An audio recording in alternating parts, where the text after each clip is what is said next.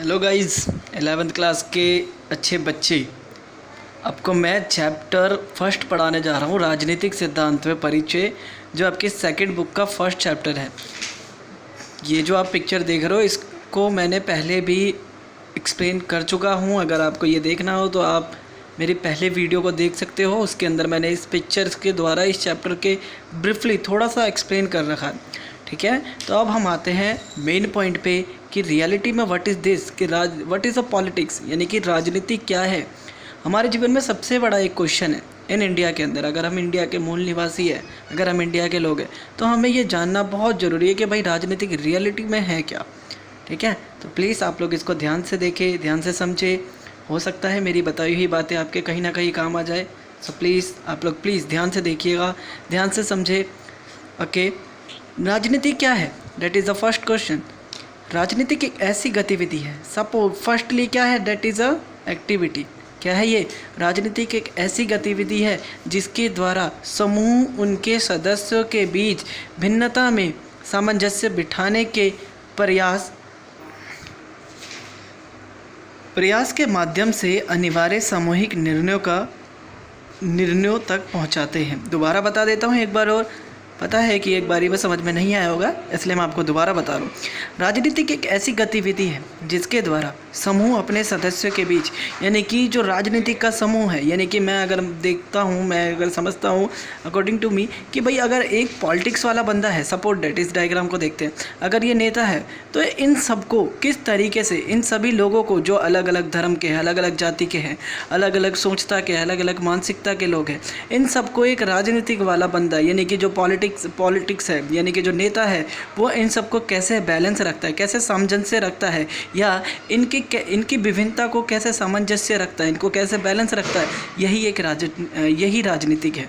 Okay, दोबारा बता देता हूँ एक बार और। राजनीतिक एक ऐसी गतिविधि है जिसके द्वारा समूह उनके सदस्यों के बीच भिन्नता, यानी कि इनका समूह, किसका समूह, नेता का समूह, इन लोगों को, ये जो बहुत अलग अलग तरीके के जो लोग हैं, जिनकी मानसिकता अलग अलग है, अलग अलग धर्म के लोग हैं, इन लोगों को किस तरीके से अपने साथ बैलेंस लेके चलते हैं, यही राजनीतिक है। ओके, ये तो फर्स्ट हो गया आपका कि भाई फर्स्ट डेफिनेशन हो गया। सेकंड देखते हैं जो एनसीईआरटी से ले रखी है मैंने।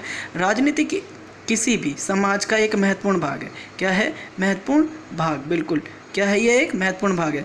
ऐसा महात्मा गांधी जी ने कहा है कि राजनीतिक सांप की तरह, कुंडली की तरह हम एक जकड़े हुए हैं। राजनीतिक सांप है और जिसने हमें एक कुंडली की तरह, जैसे सांप एक कुंडली को जकड़ लेता है, ठीक उसी प्रकार राजनीतिक ने हम लोगों को क्या कर रखा है, जकड़ रखा है। हमारे पास इससे जूझने के अलावा दूसरा कोई रास्ता भी नहीं है। ये भी बात बताइए गांधी जी ने कि भाई ये एक ऐसी चीज़ें हैं जिससे हमें बचना बहुत ही मुश्किल है, क्योंकि अगर ये ना हो तो इसके नुकसान भी बहुत ज़्यादा हैं, और हालांकि ये है तो भी इसके नुकसान कहीं ना कहीं ज़्यादा तो नहीं, लेकिन फिर भी नुकसान तो है।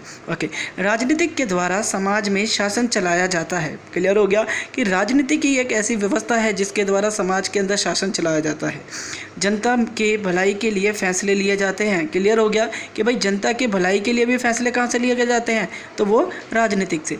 अगर भ्रष्ट सरकार समाज को गलत स्तर पर ला देती है, अगर एक बंदा है, ठीक है, देखते हैं, दोबारा बताता हूँ एक बार डायग्राम की तरफ देखिए। अगर ये पर्सन है और ये पर्सन राजनीति के अंदर है और ये इसके जो पॉलिटिक्स व्यू है, इसकी जो अंडरस्टैंडिंग है वो ठीक नहीं है, तो क्या ये समाज के अंदर ज़्यादा देर तक टिक पाएगा? नहीं। ये बल्कि ये क्या घोषित हो सकता है, भ्रष्ट सरकार माना जा सकता है। क्या माना जा सकता है? भ्रष्ट सरकार। ओके, नेक्स्ट देखते हैं राजनीतिक सिद्धांत। विभिन्न देशों के सामने राजनीतिक समस्या आ जाती है। क्लियर, यानी कि हर देश के पास अपनी अपनी एक समस्या होती है। उन समस्याओं को सुलझाने के लिए राजनीतिक सिद्धांतों की आवश्यकता पड़ती है। किसकी आवश्यकता पड़ती है? राजनीतिक सिद्धांत की। किसकी?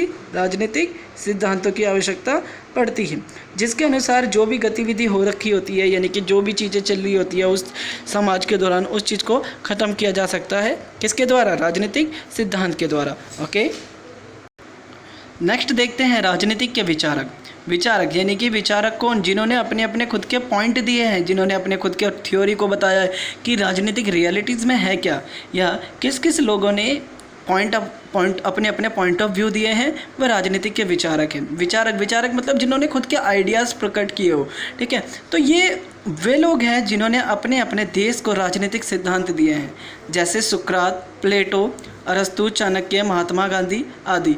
ये थे। और भी बहुत सारे लोग हैं, जैसे नेल्सन मंडेला भी है, जिन्होंने अपने अपने देश के अपने खुद के राजनीतिक थॉट्स दिए हैं और उनके अकॉर्डिंग ही उनका देश आज के टाइम पे बहुत कुछ कर पा रहा है। ओके, नेक्स्ट देखते हैं राजनीतिक के बारे में आम जनता के विचार, यानी कि जो आम पब्लिक है वो क्या सोचती है राजनीतिक के बारे में।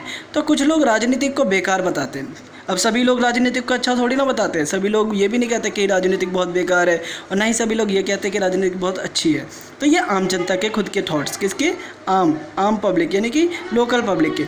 कुछ कहते हैं कि वे राजनीतिक के लोग समाज की सेवा करते हैं। कुछ लोग ये कहते हैं कि भाई जो राजनीतिक के अंदर होता है ना, वो समाज की क्या करता है? सेवा करता है। कुछ लोग इसे पेशे के रूप में देखते हैं। क्या देखते हैं? पेशे के, कि भाई राजनीतिक तो इनका काम है ना। कुछ इसे झूठ, फायदे, घोटाले आदि की नज़रों से देखते हैं। ओके, अब देखते हैं नेक्स्ट कि हमारे लिए राजनीतिक सिद्धांत का अध्ययन क्यों जरूरी है। तो किसी भी व्यक्ति को मतदान करने के अलावा राजनीतिक विचारों, किसकी बात कर रहा हूँ मैं? विचार और राजनीतिक संस्थाओं की जानकारी होनी चाहिए। हमें ज़रूरी थोड़ी ना कि हम सिर्फ मतदान करें, यानी कि हम सिर्फ और सिर्फ वोट दें और हमारा काम हो जाए। नहीं, हमें पता होना चाहिए कि राजनीतिक है क्या, या राजनीतिक के क्या क्या संस्था है, या राजनीतिक क्या क्या काम करता है। ओके, नेक्स्ट क्या है? राजनीतिक सिद्धांत में व्यक्ति अपने अधिकारों के प्रति जागरूक होता है। किसकी वजह से? राजनीतिक सिद्धांत की वजह से कोई भी व्यक्ति अपने अधिकारों के प्रति क्या हो जाता है? जागरूक हो जाता है। क्या हो जाता है? जागरूक हो जाता है। जिसको ये लगता है कि हाँ ये चीज़ें मेरे पक्ष में हैं, तो ये चीज़ें मेरे लिए होनी भी चाहिए। जैसे राजनीतिक सिद्धांत के अध्ययन के माध्यम से हम बहस, यानी कि क्या कर सकते हैं? डिबेट कर सकते हैं, भाषण आदि प्रोग्राम में हिस्सा ले सकते हैं। किसकी वजह से? राजनीतिक सिद्धांत की वजह से, है ना। और राजनीतिक के बारे में सोचने पर मजबूर भी हो सकते हैं। बिल्कुल सही बात है, हम कई बार सोचने पर मजबूर हो जाते हैं कि भाई अगर ये डिसीजन किसी भी सरकार ने लिया तो ये किस पक्ष में और किस तरह से लिया। ओके, राजनीतिक सिद्धांत का अध्ययन सभी के लिए बहुत ज़रूरी है। सभी के लिए क्या है? राजनीतिक सिद्धांत बहुत ज़रूरी है। उम्मीद है आप लोगों को ये वीडियो पसंद आए। अगर वीडियो पसंद है तो please subscribe, like, comment, share please करके बताएं मुझे। ओके, धन्यवाद। मिलते हैं नेक्स्ट टॉपिक के साथ नेक्स्ट डे। उम्मीद है आप लोगों को बहुत अच्छी तरीके से समझ में आएगा चैप्टर, और ये चैप्टर बहुत समझना बहुत ज़रूरी भी है, क्योंकि इससे हम लोग अपने देश के होने वाली बहुत सारी चीज़ों के बारे में समझ रहे हैं ना। सिर्फ राजनीतिक को नहीं समझ रहे, राजनीतिक के साथ साथ बहुत सारी चीज़ों को समझ रहे हैं। तो प्लीज़ आप लोग ध्यान से समझे।